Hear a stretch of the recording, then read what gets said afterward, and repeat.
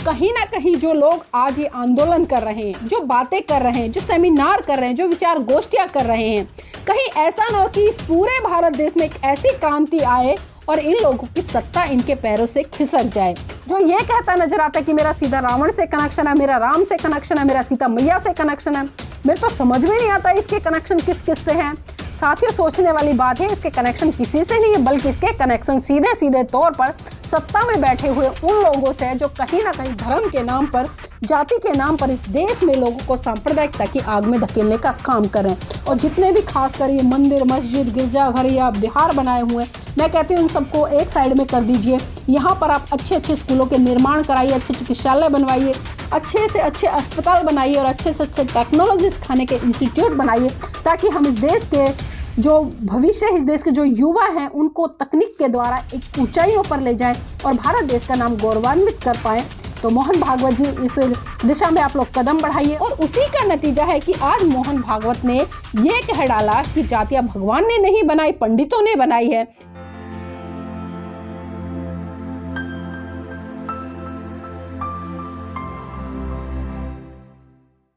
जाति ना पूछो साधु की, जाति ना पूछो साधु की, पूछ लीजिए ज्ञान, मोल करो तलवार का, पड़ी रहने दो म्यान।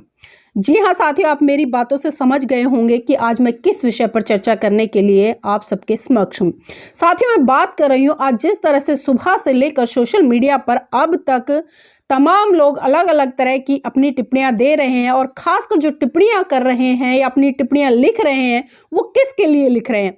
आज जिस तरह से मोहन भागवत ने कहा कि जाति भगवान ने नहीं बनाई, पंडितों ने बनाई है, और आखिर ऐसी क्या जरूरत पड़ी मोहन भागवत को ये कहने की कि जो जाति है वो भगवान ने नहीं, पंडितों ने बनाई है। ये बहुत सोचने वाली बात है। जिस तरह से देश में तमाम बहुजन समाज के लोग जाग रहे हैं, बहुजन समाज में अगर मैं बात करूं तो आज साथी जो यादव समाज है वो बहुत बड़े स्तर पर खुलकर आ रहा है और आज वो स्वीकार कर रहा है कि हाँ, हम शूद्र हैं। अभी पिछले दिनों आपने जिस तरह से अखिलेश जी को सुना होगा, स्वामी प्रसाद मौर्य को सुना होगा, और जो बिहार के शिक्षा मंत्री है चंद्रशेखर जी, उनको सुना होगा। तो इन तमाम लोगों की बातें सुनकर आपको क्या लगा? आपको क्या लगा? और आपको पता चला होगा कि आज जो ओबीसी समाज है वो कितने बड़े स्तर पर जाग रहा है और जागकर किस दिशा में बढ़ रहा है।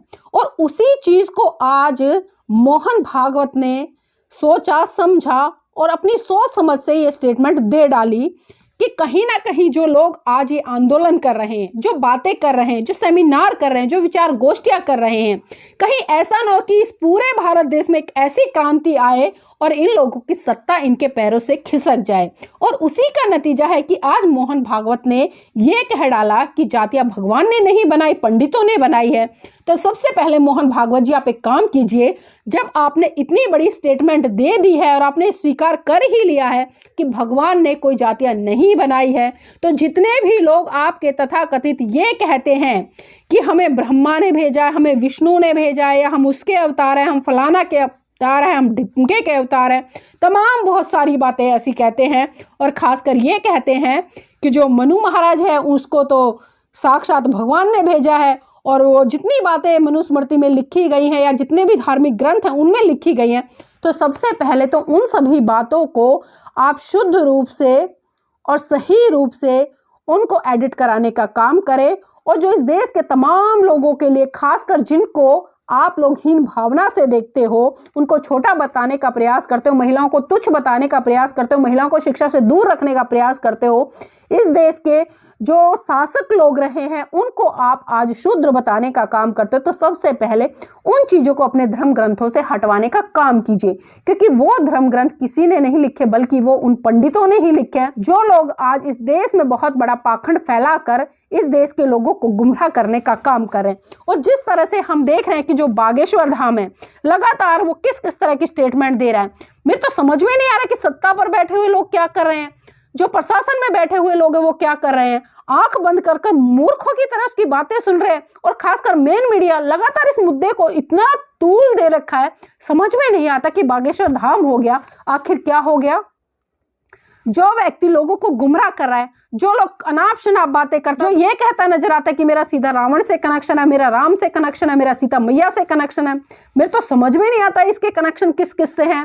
साथियों, सोचने वाली बात है, इसके कनेक्शन किसी से नहीं है, बल्कि इसके कनेक्शन सीधे सीधे तौर पर सत्ता में बैठे हुए उन लोगों से है जो कहीं ना कहीं धर्म के नाम पर, जाति के नाम पर इस देश में लोगों को सांप्रदायिकता की आग में धकेलने का काम कर रहे हैं। और मोहन भागवत जी ने जिस तरह से स्टेटमेंट दिया है, तो मोहन भागवत जी मैं आपसे आग्रह करूंगी, जिस तरह से आप कहते हैं कि हिंदू धर्म, पहली बात तो खैर मैं मानती नहीं हूं कि हिंदू धर्म कोई धर्म है, क्योंकि कोर्ट ने भी साफ साफ कह दिया है कि हिंदू एक शब्द है और जो कि फारसी से लिया गया और फारसी में इसको गाली कहा जाता है, ये कोई धर्म नहीं है। लेकिन आज हम अगर वर्तमान में देखें तो आज हिंदुओं ने अपने आप को हिंदू कहना बंद कर दिया है। आज वो चिल्ला रहे कि हम सनातनी हैं, हम सनातनी हैं, हम सनातनी हैं। लेकिन मैं ये भी सवाल करना चाहूंगी कि आखिर सनातन का मतलब क्या होता है? सनातनी आप किसे कहेंगे? आए दिन कभी जंतर मंतर पर सभाएं हो रही हैं, हिंदू विश्व परिषद, हिंदू महासभा, हिंदू संगठन, देश को बचा लो, हिंदू खतरे में है। अरे भाइयों, कैसा हिंदू खतरे में है? मेरे तो समझ में नहीं आ रहा। अच्छा खासा खा रहे हो, अच्छा खासा पी रहे हो, और आखिर आपको खतरा किससे है?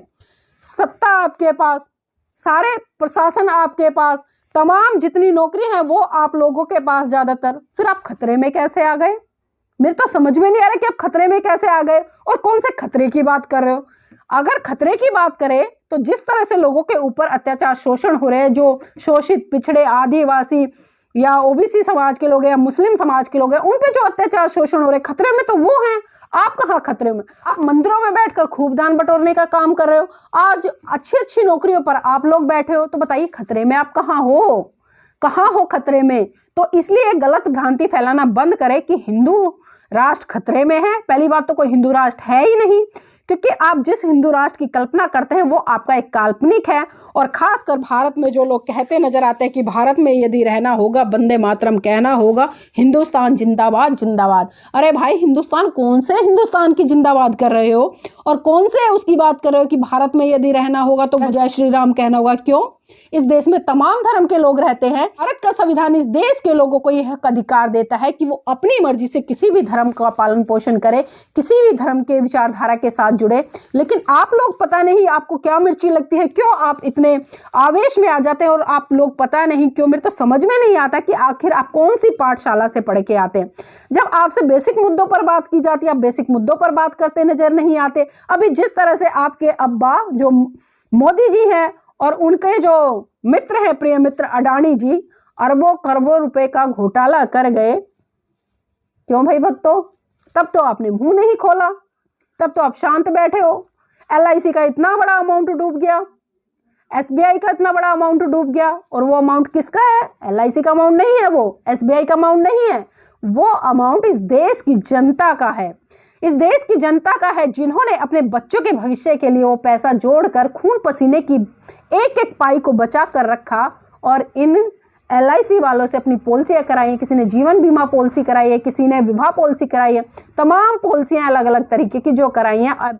SBI में अपना पैसा जमा कराया, किस लिए कराया? ताकि ये मोदी के मित्र इस पैसे को लेकर भाग जाएं। और ये पहली बार नहीं हुआ है। मोदी के कितने मित्र हैं जो गुजरात से आते हैं और जिस भारत देश के लोगों का पैसा लेकर आज विदेशों में सिटीजनशिप लेकर बैठे हैं। क्या किसी गरीब को आज तक आपने भागते देखा, या किसी गरीब को अमीर बनते देखा? शायद हमने तो नहीं देखा, क्योंकि साथियों हम अच्छी तरह से जानते हैं ये लोग लगातार धर्म के आधार पर, चमत्कारों के आधार पर, और हिंदू सनातन पता नहीं, मेरे तो समझ में नहीं आता किन किन चीज़ों को लेकर आते हैं, किन किन मुद्दों को लेकर आते हैं, और इन मुद्दों में इस देश की मासूम निर्दोष जनता को उलझाने का काम करते हैं। और मोहन भागवत जी, मैं आपसे आग्रह करती हूँ, अगर आपने आज इतनी बड़ी बात कह दी है तो सबसे पहले इस देश में जाति व्यवस्था को मिटा दीजिए, सबसे पहले ये काम कीजिए। क्योंकि मैं इसलिए बोल रही हूँ, जो आज बीजेपी है जो चलती है वो आरएसएस की शैप पे चलती है। आप लोग कहने के लिए तो कह देते हैं कि बीजेपी अलग है और आरएसएस अलग है। हम भी मानते हैं कि एक सामाजिक संगठन है, एक राजनीतिक संगठन है, लेकिन उस सामाजिक संगठन के तहत ही वो राजनीतिक संगठन चलता है, उसकी शैप पर चलता है। जब आरएसएस मोहन भागवत ये बोल देता है कि इस व्यक्ति को टिकट देना है तो टिकट उसी को मिलता है। जब आरएसएस का प्रचारक ये बोलता है कि इस व्यक्ति को टिकट देना है तो उसी व्यक्ति को टिकट मिलता है।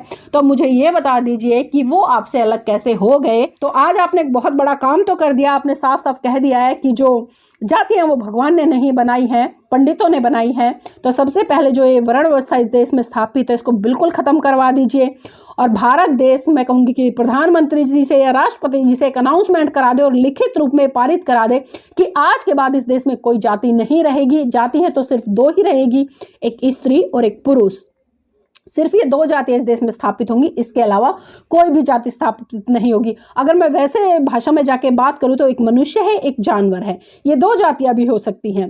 लेकिन आपको देखना होगा और आपको समझना होगा, क्योंकि इस तरह के जुमले आज पहली बार नहीं छोड़े जा रहे हैं। आप कभी आरक्षण की बातें कह देते हैं कि आरक्षण चलता रहे, कोई दिक्कत नहीं है। सिर्फ किस लिए कहते हैं? आप इसलिए कहते हैं क्योंकि जो लोग इस आरक्षण को लेते हैं उस समाज का वोट बैंक लेने के लिए आप इनकी सहानुभूति के लिए ये बात कह देते हैं। लेकिन ये हम अच्छी तरह से जानते हैं और देश की जनता भी जानते हैं कि आप आरक्षण के आधार पर जो सत्ता में बैठे हुए लोग हैं, जो शासन है, प्रशासन, वो कितने बड़े स्तर पर नौकरियों में इनको भर्ती देता है, ये सभी किसी से छुपा नहीं है। अगर आज मैं एक कर्मचारी के पद से लेकर एक सुप्रीम कोर्ट के जज तक की बात करूं तो जितने भी पद हैं, चाहे मैं SC ST OBC माइनॉरिटी की बात करूं तो ज़्यादातर पद वहां पर खाली मिलेंगे। तो मोहन भागवत जी एक काम कर दीजिए, जितने भी ये धर्म ग्रंथ हैं इनको समाप्त करा दीजिए। बोलिए मोदी जी से और कहिए कि इस देश में सभी लोग सिर्फ संविधान के तहत चलेंगे, सभी काम संविधान के तहत चलेंगे और वो खुद सारे काम संविधान के तहत करेंगे। संविधान से ऊपर उठकर एक भी ऐसा काम ना करे जिससे कि इस देश के लोगों की भावनाएं आहत हो। और जितने भी खासकर ये मंदिर, मस्जिद, गिरजाघर या बिहार बनाए हुए हैं, मैं कहती हूँ इन सबको एक साइड में कर दीजिए। यहाँ पर आप अच्छे अच्छे स्कूलों के निर्माण कराइए, अच्छे चिकित्सालय बनवाइए, अच्छे से अच्छे अस्पताल बनाइए और अच्छे से अच्छे टेक्नोलॉजी सिखाने के इंस्टीट्यूट बनाइए, ताकि हम इस देश के जो भविष्य है, इस देश के जो युवा हैं उनको तकनीक के द्वारा एक ऊंचाइयों पर ले जाएं और भारत देश का नाम गौरवान्वित कर पाएं। तो मोहन भागवत जी, इस दिशा में आप लोग कदम बढ़ाइए और आपके इस नेक काम में मैं आपके साथ हूं। तो और आप समरसता की बात छोड़कर अब समानता की बात कर लीजिए और अंतर जातीय विवाह को बढ़ावा दीजिए। और सभी साथियों से उम्मीद करूंगी, साथियों अगर आपको ये वीडियो पसंद आई तो मेरी इस वीडियो को लाइक कीजिएगा, शेयर कीजिएगा और कमेंट के माध्यम से मुझे बताइएगा कि आप क्या सोचते हैं इस विषय को लेकर कि जाति भगवान ने नहीं बल्कि पंडितों ने बनाई है। अगर पंडितों ने बनाई है तो इसका बिल्कुल, मैं कहती हूँ, इसका सत्यानाश हो जाना चाहिए, इसको ख़त्म हो जाना चाहिए, इसको धरती में गाड़ देना चाहिए। और इस देश में भाईचारा स्थापित करने के लिए सबसे पहले समानता की बात करनी चाहिए।